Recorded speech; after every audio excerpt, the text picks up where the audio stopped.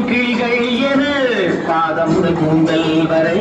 பால் வழியும் கிளிகள் என யாரோ சொன்னார் யாரோ சொன்னார் காதல் மன கூட்டம் வந்து வீதி வழி போகும் என்று